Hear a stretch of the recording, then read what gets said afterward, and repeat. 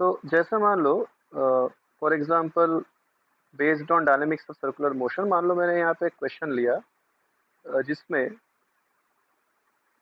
Let's take an example कि centripetal force जो है वो कई मतलब different kinds of forces can provide centripetal force और act as centripetal force.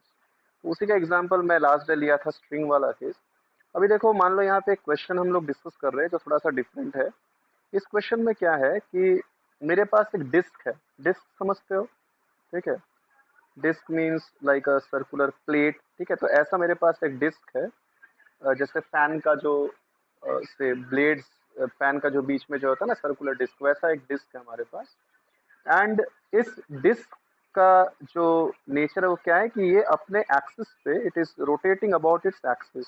Okay, this disc is rotating about its axis. ये disc अपने एक्सिस पे रोटेट कर रहा है इस तरीके से। ओके, एंड ये जो डिस्क है इसके ऊपर हमने एक कॉइन रखा हुआ है। Right, we have placed a small coin at some distance from the axis. ठीक है, एक्सिस मतलब क्या होता है? एक लाइन जो सेंटर से पास करता है और प्लेन ऑफ द डिस्क के परपेंडिकुलर होता है। तो अगर मैंने यहाँ पे सपोज ये एक लाइन ड्रॉ किया है इससे, तो यहाँ पे मैं एक कॉइन प्लेस कर रहा हूँ। I am placing a coin at this point. और इस कॉइन का जो मास है, this coin has a mass m suppose. ठीक है, तो क्वेश्चन क्या है कि how far from the centre of the disc,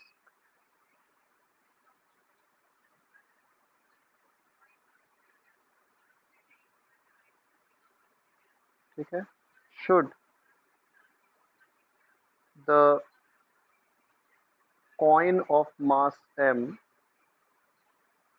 coin of mass m be placed so that it does not fall off the disk, so that it does not fall off the disk। ठीक है, तो question में हमारे पास एक disc है जो अपने axis पे रोटेट कर रहा है विथ एंगुलर स्पीड ओमेगा। तो हमें ये निकालना है कि इस कॉइन को हम सेंटर से कितना दूर रखें या एक्सिस से कितना दूर रखें ताकि ये फॉल नहीं करेगा। Okay, assume the coefficient of static friction mu s को हम, ठीक है, assume the value of mu s is equal to mu, ये हमने मान लिया। तो कैसे सॉल्व करेंगे? अब देखो ध्यान से, हम अगर ये डिस्क रोटेट करेगा, इमेजिन करो कि जो मेरा फैन है वो रोटेट कर रहा है। तो जब फैन रोटेट कर रहा है तो किसी भी ब्लेड ऑफ द फैन के टिप को देखो वो कैसे मूव कर रहा है? सर्कुलर पाथ में मूव कर रहा है ना? whenever any object is rotating, तो different points on it are moving on circular path. यानी कि ये जो हमारा कॉइन होगा, अगर ये डिस्क से नहीं गिर रहा है, मतलब क्या, डिस्क के रोटेट करने के साथ साथ ये खुद भी मूव कर रहा है around the centre. It is moving in a circular path around the centre.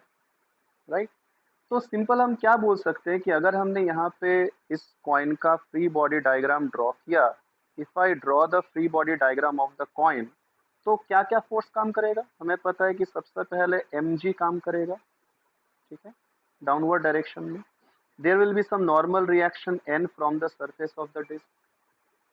And क्योंकि ये डिस्क के साथ कॉइन घूम रहा है सर्कुलर पाथ पे, तो हमें पता है कि सर्कुलर पाथ में घूमने के लिए उससे क्या चाहिए? फोर्स टुवर्ड्स द सेंटर चाहिए। तो ये कौन सा फोर्स हो सकता है टुवर्ड्स द सेंटर? इमेजिन करो, अगर मान लो कि कॉइन और डिस्क के बीच में फ्रिक्शन नहीं होता, तो जब ये डिस्क रोटेट करेगा तो इस कॉइन का क्या होगा? Due to inertia the coin will have a tendency to go outwards, है ना? ये बाहर की तरफ स्लिप करने लगेगा, तो फ्रिक्शन उसको अपोज करेगा। यानी बेसिकली क्या हो रहा है कि ये जो हमारा फ्रिक्शन है it is acting as the centripetal force. तो यहाँ पे friction will act as the centripetal force, और ये कौन सा फ्रिक्शन होगा? स्टैटिक फ्रिक्शन होगा। Why is static friction? Because देखो, जब ये कॉइन जब डिस्क के साथ रोटेट करेगा तो कैसे करेगा? Basically when the coin will rotate with the disc, circular path में रोटेट करेगा, सर्कुलर पाथ में मूव करेगा। और हमें पता है कि सर्कुलर पाथ में जब कोई चीज मूव करता है तो उसका जो वेलोसिटी होता है वो किस तरफ होता है, टेंजेंशियल होता है ना। अगर मैं ग्राउंड से देखूंगा इस कॉइन का वेलोसिटी होगा टेंजेंशियल, राइट। बट हमें फोर्स चाहिए अलोंग द रेडियल डायरेक्शन, तो उस रेडियल डायरेक्शन में तो उसका कोई मोशन नहीं हो रहा, it does not have any velocity along the radial direction, यानी रेडियल डायरेक्शन में रेस्ट पे ही है।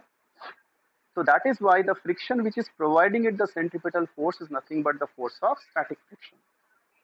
बात क्लियर हुआ? Yes or no?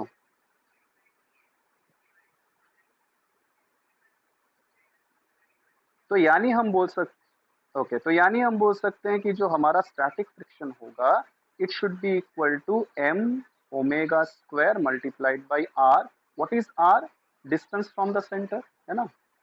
r is the radial distance of the coin from the center.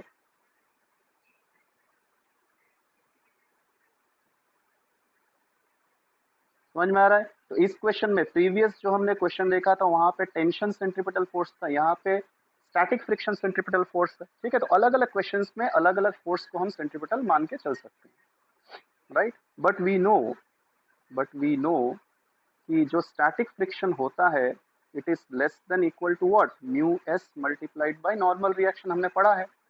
And अगर तुम डायग्राम को देखते हो तो अपवर्ड और डाउनवर्ड फोर्स तो बैलेंस होंगे, क्योंकि ये कॉइन ना तो ऊपर जा रहा है ना नीचे आ रहा है, यानी always we can say that normal reaction will be equal to mg, बोल सकते हैं।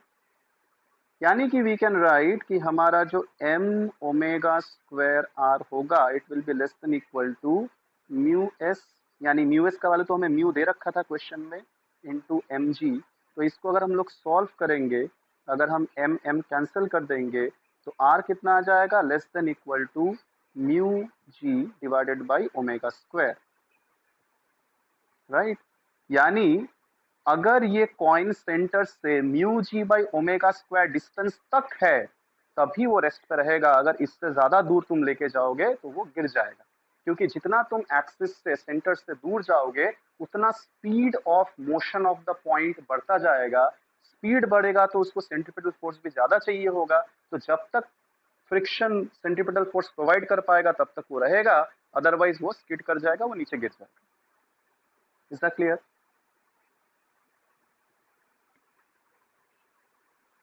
समझ में आया क्वेश्चन?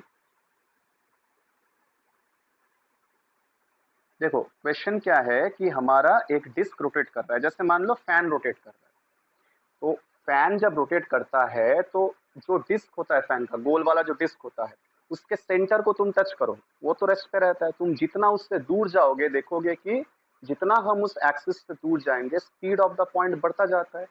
वो जो दूर के जो पॉइंट्स है, जो ब्लेड्स के टिप पे है, they move on larger circles, they move with greater speeds, है ना। तो हमने क्या किया, हमने इस रोटेटिंग डिस्क के ऊपर एक कॉइन रख दिया। हमें बताना है कि हम कॉइन को कहां तक रख पाए, कितने डिस्टेंस तक रख पाए ताकि वो गिर ना जाए। तो देखो डिस्क रोटेट कर रहा है बट कॉइन नहीं गिर रहा है, मतलब क्या, डिस्क जब रोटेट कर रहा है तो कॉइन भी डिस्क के साथ ही मूव कर रहा है सर्कुलर पाथ में, तभी वो नहीं गिर रहा है। अगर मान लो डिस्क का स्पीड और कॉइन का स्पीड अलग होता तो गिर जाता, है ना, स्लिप करके गिर जाता। तो कॉइन डिस्क के साथ रिवॉल्व कर रहा है और स्लिप करके नहीं गिर रहा है, तो उसको कौन रोक रखा है, which force is holding it? Slip करने में कौन अपोज कर रहा है, फ्रिक्शन अपोज कर रहा है। कौन सा फ्रिक्शन है, स्टैटिक फ्रिक्शन है, क्योंकि कॉइन अगर डिस्क के सरफेस पे बना हुआ है तभी वो डिस्क के साथ घूमेगा। बना हुआ है मतलब with respect to the disc surface it is at rest, तो यानी स्टैटिक फ्रिक्शन जो है ये हमें सेंट्रीपिटल फोर्स प्रोवाइड करेगा, राइट। तो हमने क्या किया, सेंट्रीपिटल फोर्स का जो फॉर्मूला था M V square by R या एम ओमेगा, क्योंकि क्वेश्चन में हमें ओमेगा दिया हुआ है, तो एम ओमेगा स्क्वायर आर को हमने स्टैटिक फ्रिक्शन के इक्वल कर दिया। पर हमें पता है कि static friction is less than equal to coefficient of static friction mu S into normal reaction. तो बस वैल्यूज पुट कर दो, नॉर्मल रिएक्शन mg के बराबर है, क्योंकि डिस्क हॉरिजॉन्टली घूम रहा है, हमारा कॉइन ऊपर नीचे नहीं जा रहा है।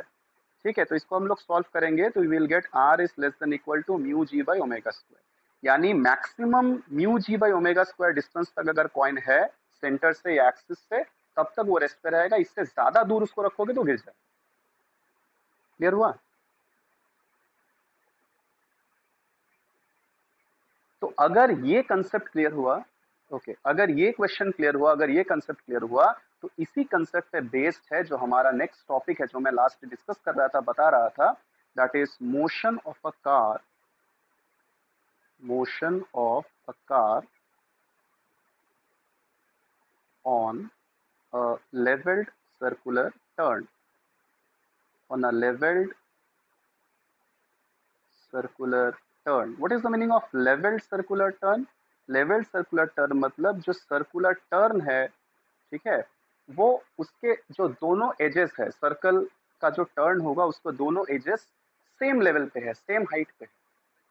समझ में आया? जैसे मान लो एक एथलेटिक्स मीट का जो ट्रैक होता है ना, एथलेटिक्स मीट का जो ट्रैक होता है, लोग भाग रहे हैं उसके ऊपर, तो वो जो सर्कुलर ट्रैक होता है उसके दोनों एजेस फ्लैट होते हैं ना, they lie at the same height. तो ऐसा ही हमारे पास एक सर्कुलर टर्न है और इस सर्कुलर टर्न के ऊपर एक गाड़ी चल रही है, ठीक है, there is a car moving on it.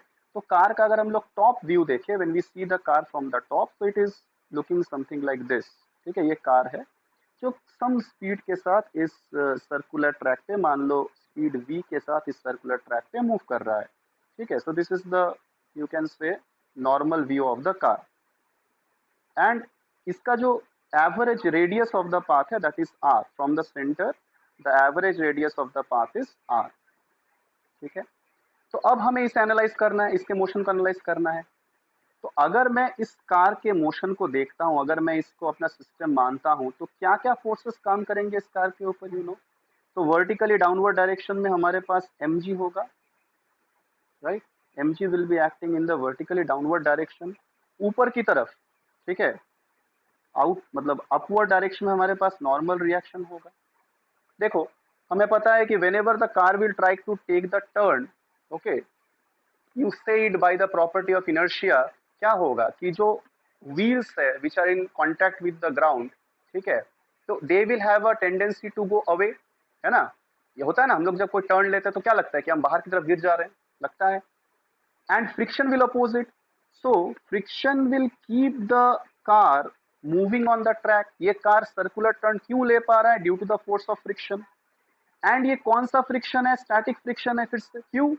क्योंकि along द रेडियल डायरेक्शन, ठीक है, इस सर्कल को कंप्लीट करने के लिए जो उसे सेंट्रीपिटल फोर्स चाहिए या टुवर्ड्स द हॉरिजॉन्टल डायरेक्शन जो फोर्स चाहिए, उस डायरेक्शन में उसका कोई मोशन नहीं है, right. It does not have any component of velocity in that direction.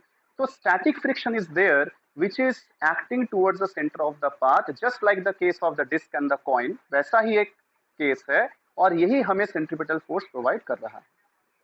यानी हम क्या कहेंगे कि यहाँ पे जो स्टैटिक फ्रिक्शन है वो सेंट्रीपिटल फोर्स के बराबर है, mv स्क्वायर बाई r के बराबर है, if v is the speed of the car, right।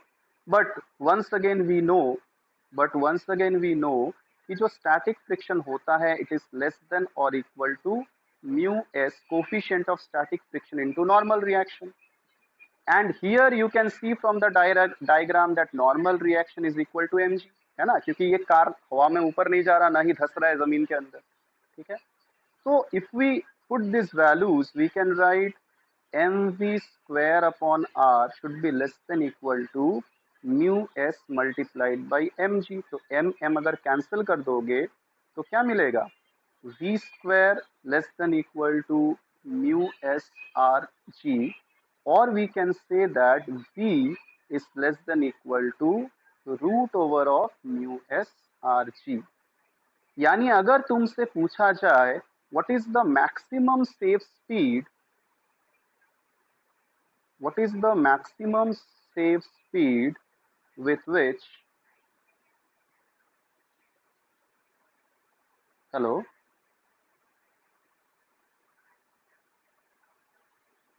अगर हमें निकालना है maximum safe speed with which the car can negotiate the turn, मतलब कितना मैक्सिमम से मतलब स्पीड हो ताकि वो सेफली टर्न ले पाए बिना स्पीड किए हुए, speed with which the car can negotiate the turn कितना हो जाएगा? देखो यहाँ पे v less than equal to ये आया, यानी मैक्सिमम कितना हो सकता है? म्यू एस आर जी हो सकता है, इससे ज्यादा हुआ तो वो स्किड कर जाएगा, ठीक है। तो इसका मतलब क्या है कि जब कोई कार एक सर्कुलर टर्न ले रहा है तो मैक्सिमम इस स्पीड तक अगर वो चलेगा तो वो सेफली टर्न कर पाएगा, इससे ज्यादा अगर स्पीड होगा तो उससे सफिशिएंट सेंट्रीपिटल फोर्स नहीं मिलेगा और वो स्किड कर जाएगा, राइट। तो इसलिए देखोगे कि जब भी हम लोग कोई टर्न वगैरह लेते हैं, ठीक है, तो there is a speed limit mention, है ना, लिखा रहता है कि द स्पीड लिमिट इज, मान लो 40 kilometre per our, 30 kilometre per hour, ठीक है। टर्न्स पे खासकर हिली एरियाज में ऐसे कॉशंस लिखे रहते हैं। क्यों? क्योंकि for a particular value of coefficient of friction. अब क्या होता है कि यहाँ पे देखो मास कहीं नहीं आ रहा है, there is no mass mention. तो चाहे वो कार तुम्हारा एक लाइट व्हीकल हो या एक हेवी ट्रक जैसा व्हीकल हो, अगर हम ये मान के चले कि दोनों का टायर क्वालिटी सेम है, मतलब coefficient of friction between tyre and road surface same है, तो ये डिपेंड नहीं करेगा कि तुम कौन सा व्हीकल ले रहे हो, वो हल्का है कि भारी है, right. So we can have a maximum limit up to which the turn can be taken safely. इससे ज्यादा हुआ तो वो स्किड करने का चांसेस है। क्लियर हुआ ये बात यहाँ तक?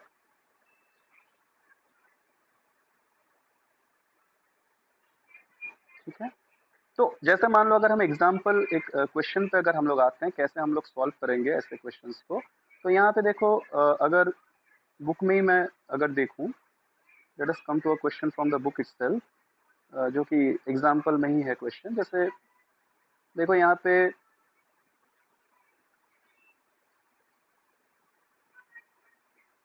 देखो एक क्वेश्चन है कि अ साइक्लिस्ट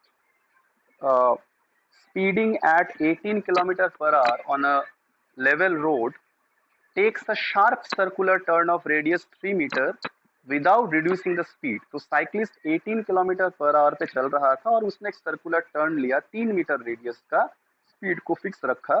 तो coefficient of static friction between the tyre and the road is 0.1।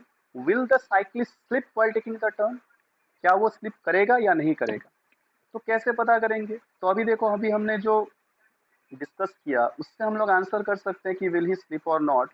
तो एग्जाम्पल 4.10 के लिए या 4.10 के लिए you can simply use the formula कि जो मैक्सिमम सेफ स्पीड होगा, maximum safe speed for taking the turn,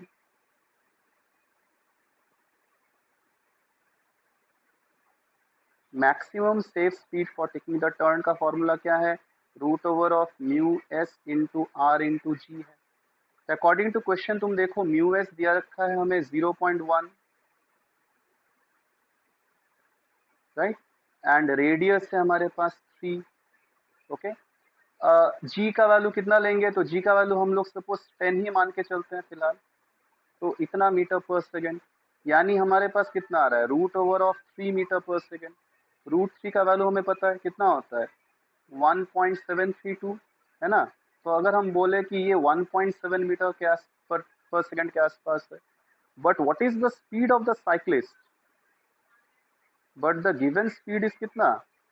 given speed is 18 kilometre per hour, यानी कि कन्वर्ट करेंगे तो हमें क्या मिलेगा? 5 मीटर पर सेकेंड मिलेगा, राइट।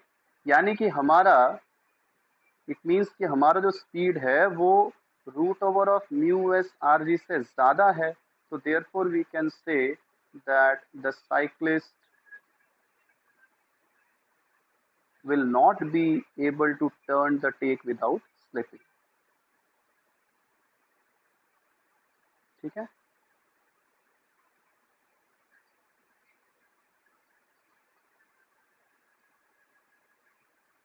क्लियर हुआ बात?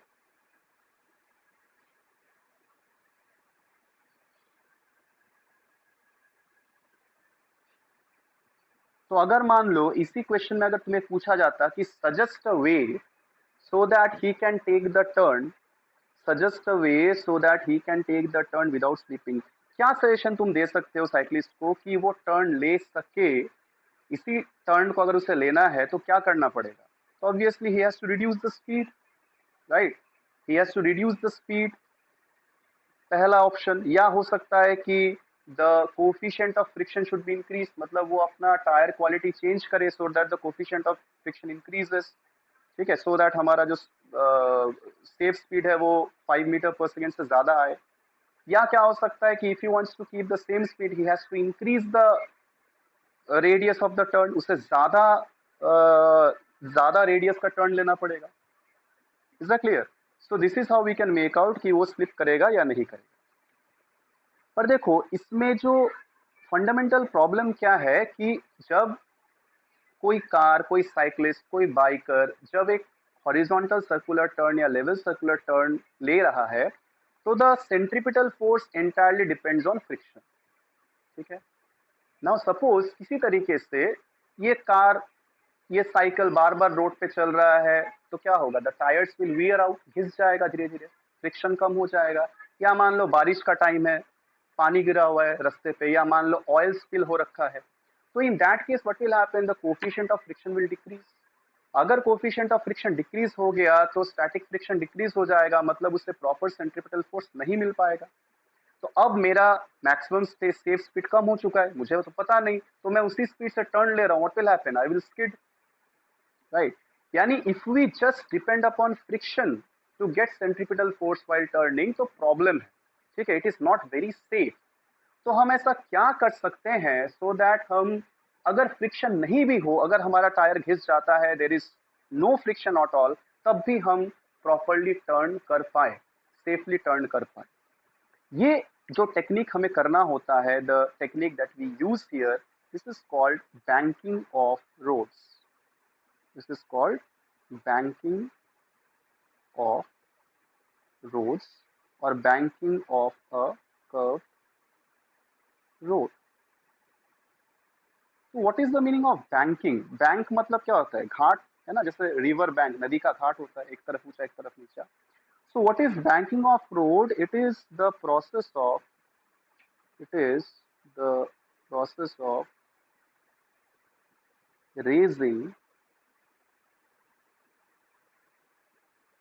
raising the outer edge of a curved track, the outer edge of a curved track with respect to the inner edge, with respect to the inner edge। यानी अभी जो हमारा track होगा, अभी जो हमारा रोड होगा, वो सर्कुलर तो होगा, कर्व तो होगा, पर वो फ्लैट नहीं होगा, उसका एक साइड रेस्ड होगा। जैसे मैंने एग्जांपल दिया था कि हम लोग जब स्कूल से निकलते तो हमारा जो गोलाई है, सब्जी वाला गोलाई, उसका तुम अगर कर्व टर्न देखो तो एक तरफ ऊंचा एक तरफ नीचा है। ठीक है, या मान लो जो ये फॉर्मूला 1 रेस वाला जो ट्रैक्स होता है, ठीक है, इफ यू हैव सीन, तो वो जो हमारा ट्रैक है, that is basically a bank circular track. यानी यहाँ पे जब ये गाड़ी मूव करेगा, देन व्हाट विल हैपन कि जो नीचे वाला, जो lower edge of the track है, वो तो फ्लैट है, पर जो ऊपर वाला, जो आउटर वाला हमारा edge of the circular track है, वो ऊपर थोड़ा सा रेस्ड है। And the angle by which it is raised, ये जो एंगल है by which it is raised, theta, this is known as the angle of banking, right. This angle theta is called angle of banking,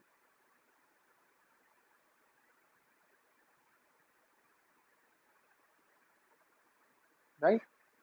तो सोचो अगर हमारा एक car है या कोई भी ऑब्जेक्ट है, अगर वो हमारे एक बैंक सर्कुलर ट्रैक पे मूव कर रहा है, तो क्या होगा, अगर मैं फ्री बॉडी डायग्राम बनाता हूँ, तो what I will find is कि अगर फ्रिक्शन को हम भूल भी जाए, even if you know forget about friction, you will find कि अगर मैंने इसका फ्री बॉडी डायग्राम बनाया, इस सिस्टम का अगर मैंने फ्री बॉडी डायग्राम बनाया, तो the bank curve is like this, ऐसा है।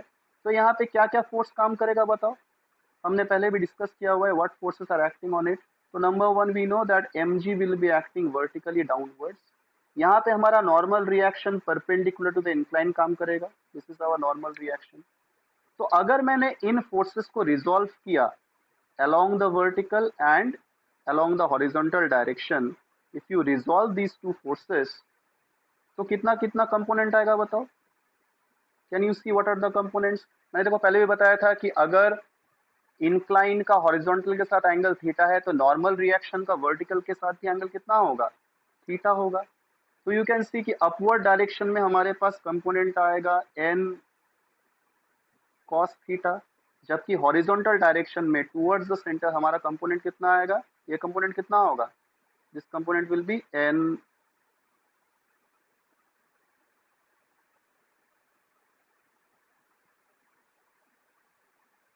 a moment.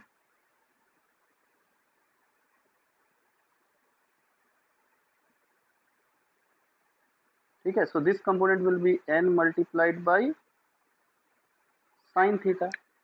तो अब यहाँ पे देखो कि अगर फ्रिक्शन को मैं भूल भी जाऊं, even in the absence of friction, मैंने कर्व को ऐसे रेस किया है कि जो नॉर्मल रिएक्शन है वो वर्टिकल के साथ कुछ एंगल बना रहा है, and due to that there is some component of normal reaction which is acting as the centripetal force, जो सेंटर की तरफ काम करेगा और मुझे टर्न लेने में हेल्प करेगा. तो बैंकिंग करने का फायदा क्या हुआ? बैंकिंग करने का ये फायदा हुआ कि we are generating some additional centripetal force to take the turn safely. And क्योंकि मुझे एडिशनल सेंट्रीपिटल फोर्स मिल रहा है तो मेरा फ्रिक्शन पे डिपेंडेंस कम हो रहा है. तो जो मेरा wear and tear of the tyre है या रोड सरफेस है वो भी क्या होगा? कम हो जाएगा, कम घिसेगा टायर. तो इसका मतलब मेरा लॉन्गिविटी ऑफ द टायर्स या longevity of the road surface भी क्या होगा? बढ़ जाएगा. समझ में आ रहा है बात? यस और no?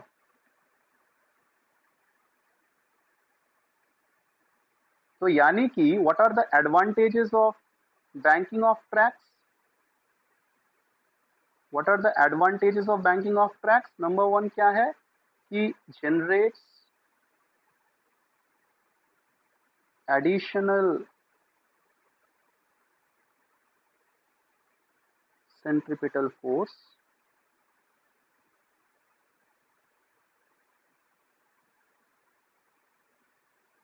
for taking the turn safely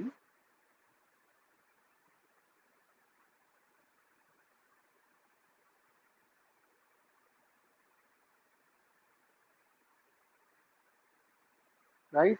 And second क्या है that reduces wear and tear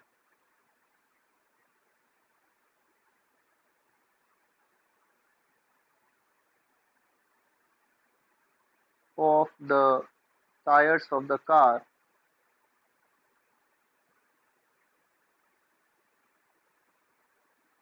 and the road surface.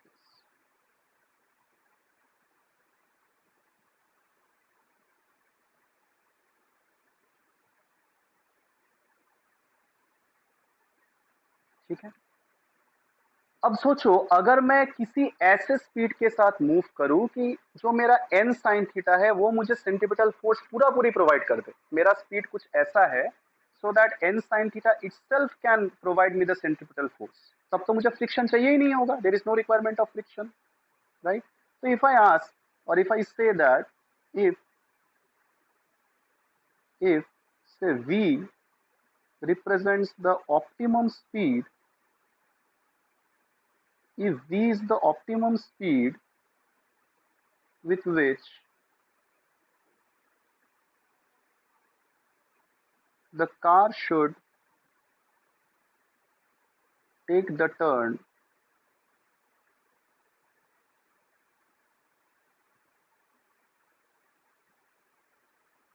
so that the you can say wear and tear of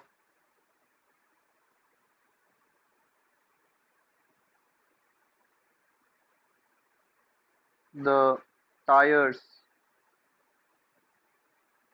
or road surface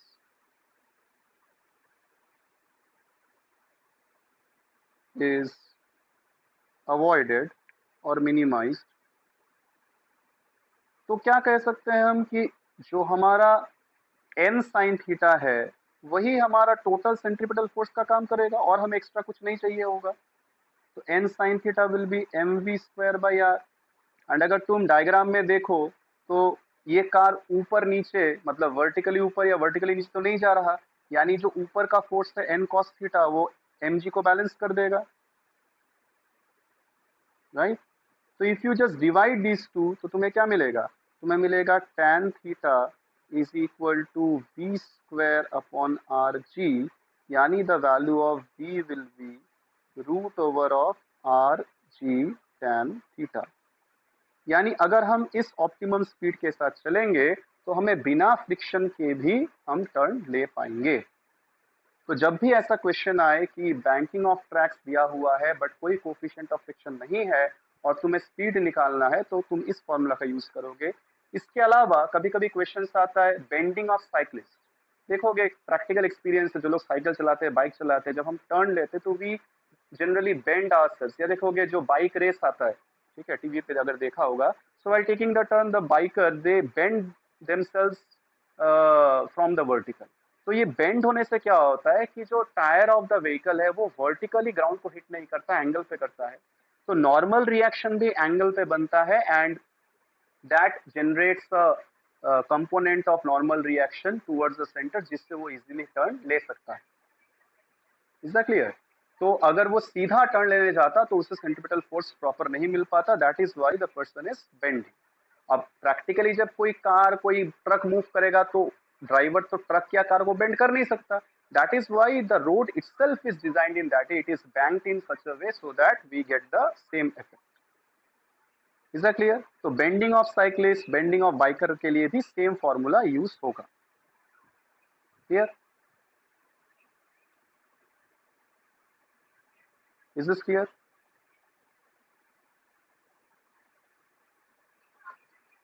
okay. अब क्या होता है कि जैसे जैसे तुम तुम्हारा स्पीड बढ़ाते जाओगे, as you keep on increasing the speed with which you are taking the turn, तो obviously you need more and more centripetal force. तो अगर तुम्हें बहुत ज्यादा स्पीड के साथ टर्न लेना है, लाइक द रेसिंग कार्स, या मान लो तुम किसी हिली रीजन में मूव कर रहे हो जहां तुम्हें सेफ्टी ज्यादा चाहिए, तो in that case we have to take both the factors into account. हमें फ्रिक्शन भी चाहिए और बैंकिंग भी चाहिए। तो we have to take banking of curve taking the effect of friction also. ठीक है? तो जब हमें मैक्सिमम सेफ स्पीड निकालना हो तो थोड़ा सा सिचुएशन बदल जाएगा। तो when we want to calculate maximum safe speed, हाँ बोलो बोलो। हम्म।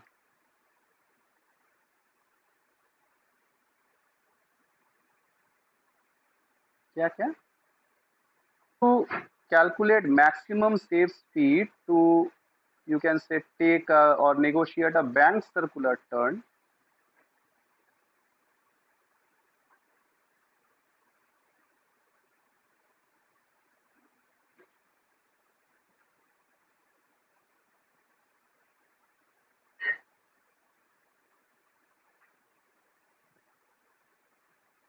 राइट? तो इस केस में जो प्रॉब्लम है कि हमें यहाँ पे दोनों इफेक्ट लेने हैं। ठीक है? तो we have to consider both the effect of friction as well as the effect of banking.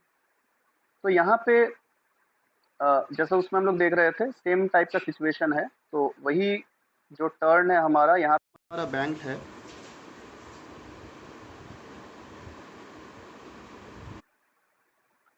तो डिफरेंस क्या है कि here also the turn is circular and bank. इसका भी जो लोअर लेवल होगा वो फ्लैट होगा, outer edge is raised by some angle theta. ठीक है? सब कुछ सेम है। यहाँ पे भी car is moving on the bank circular turn, but difference क्या है कि यहाँ पे बैंकिंग के साथ साथ फ्रिक्शन का भी इफेक्ट है। अब देखो प्रैक्टिकली क्या होगा, जैसे जैसे हम स्पीड बढ़ाएंगे वैसे वैसे the tendency to move outwards और away from the centre will increase, है ना? तो friction is trying to avoid that. Friction is trying to pull the car so that it maintains the circular turn, so that वो turn को safely ले पाए। ठीक है? तो जितना जितना हमारा स्पीड बढ़ता जाएगा उतना ज्यादा हमें सेंट्रीपिटल फोर्स चाहिए होगा। और जब मैक्सिमम लिमिट पे पहुंचेंगे, मैक्सिमम सेफ लिमिट पे पहुंचेंगे, तो सिचुएशन कुछ ऐसा होगा कि the car is just at the verge of slipping. यानी मैक्सिमम केस में जो फ्रिक्शन काम करेगा वो कौन सा होगा? लिमिटिंग फ्रिक्शन काम करेगा, राइट? यानी अब अगर हम इसका फ्री बॉडी डायग्राम बनाते हैं, if we just draw the free body diagram of this situation, तो फिर से वही बनाएंगे। The free body diagram is just similar to the previous case. ये हमारा जो सरफेस था ऐसा था, एंड अगर मैं यहाँ पे फोर्सेस को ड्रॉ करता हूँ तो कौन कौन सा फोर्स काम कर रहा है? You know mg is acting vertically downwards, है ना? Normal reaction will act perpendicular to the incline as it is. तो नॉर्मल रिएक्शन के दो कंपोनेंट्स बनेंगे,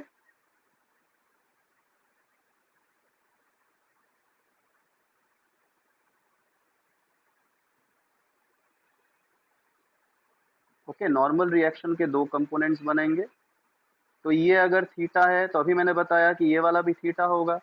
तो the upward component will be n cos theta and horizontal direction में towards the centre of the path जो component है वो कौन होगा, n sin थीटा होगा। तो नॉर्मल रिएक्शन का बैंकिंग की वजह से जो इफेक्ट था वो तो सेम रहा, उसमें कोई चेंज नहीं। अब आते हैं फ्रिक्शन वाला कंसेप्ट। तो फ्रिक्शन किधर लग रहा है यहाँ पे देखो। तो एज आई टोल्ड कि स्पीड बढ़ने के साथ साथ बाहर की तरफ जाने का टेंडेंसी बढ़ रहा है, तो फ्रिक्शन इसको क्या कर रहा है, नीचे पुल कर रहा है। The friction is trying to maintain the contact between the road and the car. तो ये फ्रिक्शन ऐसे काम कर रहा है। कौन सा फ्रिक्शन है, स्टैटिक फ्रिक्शन है। तो अगर ये एंगल थीटा है तो ऑल्टरनेट इंटीरियर एंगल भी कितना होगा, alternate interior angle is also theta, right. Okay, we know alternate interior angle भी कितना होता है, थीटा ही होगा, सेम होगा पैरेलल लाइन से।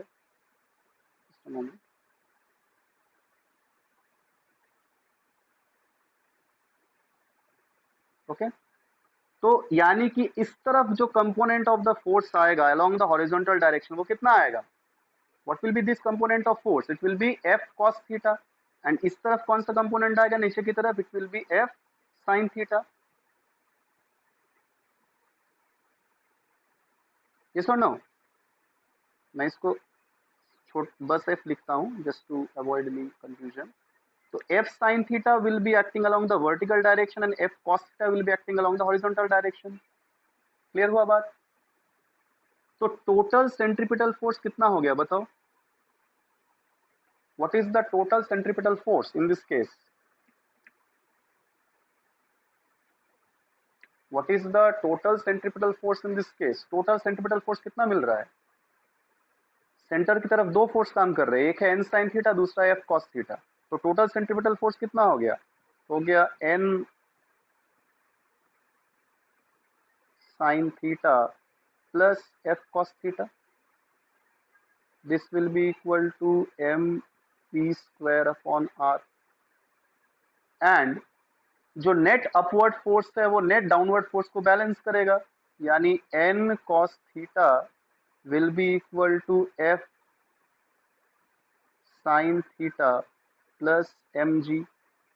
और वी कैन से कि n cos theta minus f sin theta will be mg, ये आ जाएगा। तो let's call the first equation as equation number 1। ये डेरिवेशन समझ लो एग्जाम में आता है, ठीक है, 3 मार्क्स के लिए। This is equation number 2। Now it is obvious जो मैंने बताया कि when v will be equal to vm which is the maximum safe speed,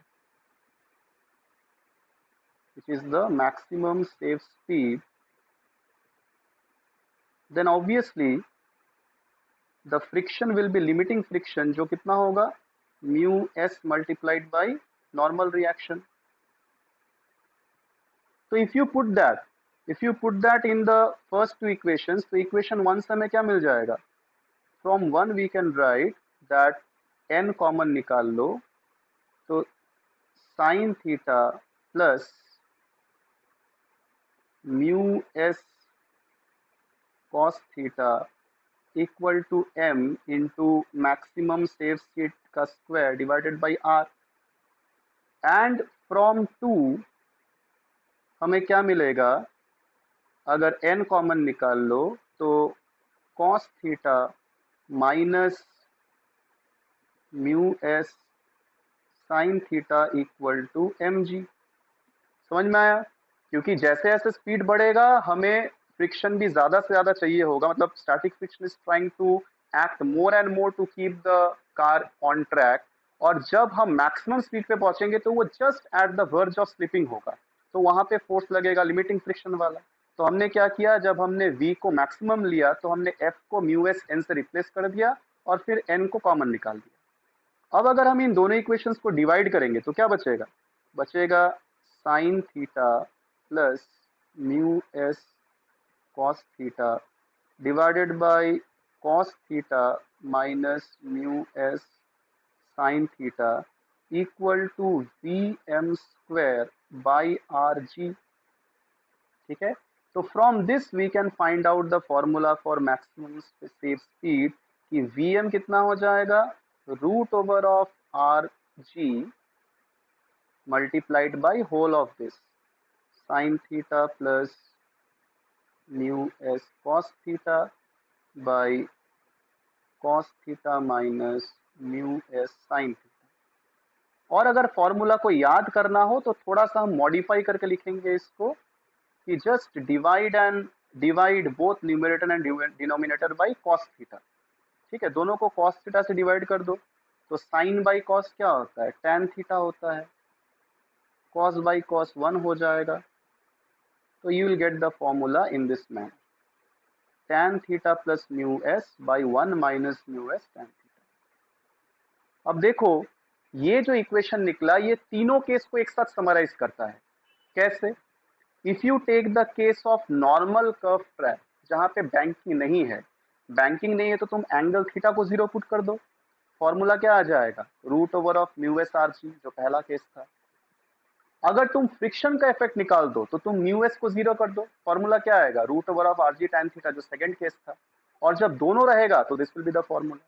तो अगर तुम इस फॉर्मूला को याद कर लो तो you can remember all the three cases. First case where there is only friction no banking, second case where there is only banking no friction, third case when there are both together। समझ में आया बात?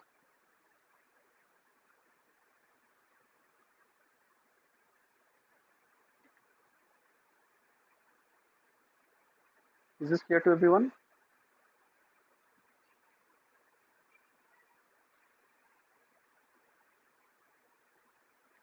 ठीक है, तो अभी देखो यहाँ पे जो एग्जाम्पल है, रिलेटेड एग्जाम्पल, इसको देख के समझ सकते हो। तो इस एग्जाम्पल में क्या बोल रहा है, a circular race track of radius 300 metre is banked at an angle of 15 degree. तो आर दिया हुआ है 300 मीटर, थीटा दिया हुआ है 15 degree. Coefficient of friction between the wheels of a race car and the road is 0.2। तो mu S भी हमें दिया हुआ है 0.2।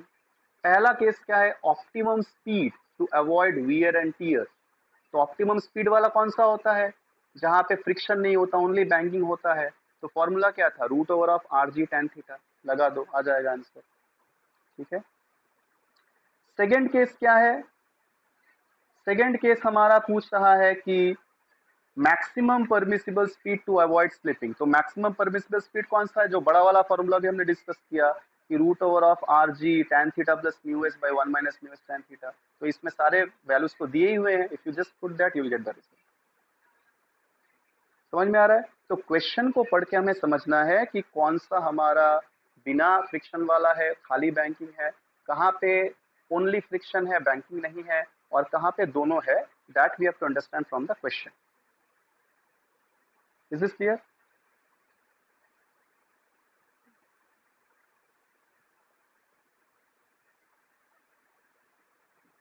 ठीक है, यहाँ तक कोई कंफ्यूजन है, बता सकते हो फ्रिक्शन वाले पार्ट में कोई कंफ्यूजन यहाँ तक?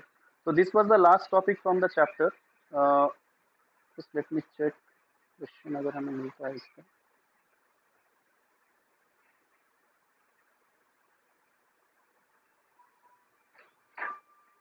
ओके, इसमें तो नहीं है।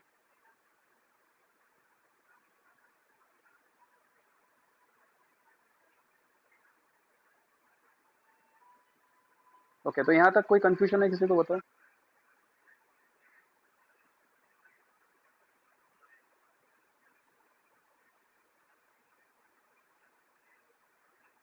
राइट, तो सी द क्वेश्चन। क्वेश्चन क्या पूछ रहा है कि, क्वेश्चन पूछ रहा है कि a train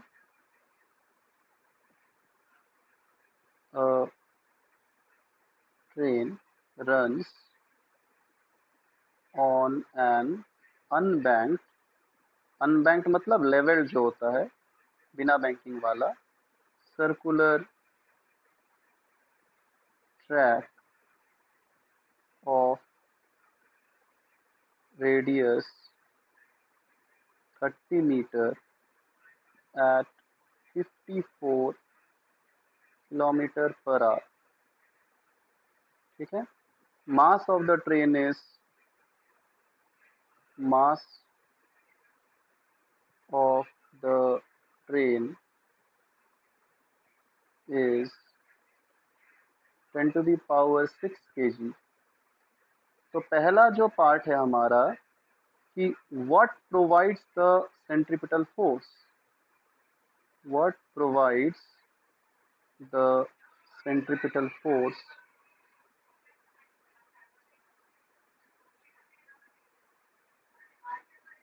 the engine or the rails,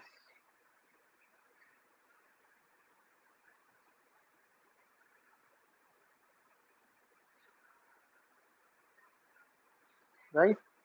And second part, what should be the angle of banking required, what should be the angle of banking required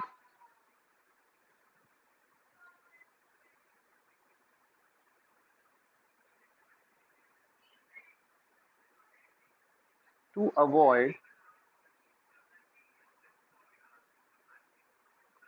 to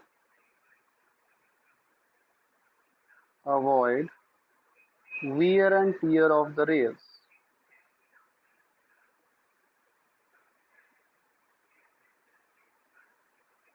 ठीक है?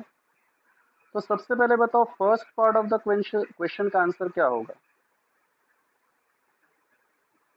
क्वेश्चन है कि एक ट्रेन एक सर्कुलर ट्रैक पे move कर रहा है, तो क्या चीज उसे सेंट्रिपेटल फोर्स प्रोवाइड करता है, इंजन या रेल्स? रेल मतलब जिस चीज के ऊपर ट्रेन मूव करता है, जो आयरन का जो ट्रैक होता है, दीज आर कॉल्ड रेल्स। क्या होगा आंसर बताओ? कौन सेंट्रिपेटल फोर्स दे रहा है, इंजन दे रहा है या रेल्स दे रहे हैं?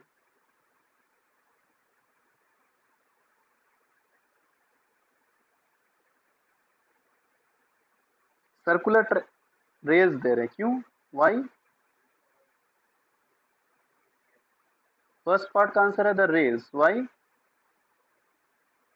क्यों है बताओ रीजन?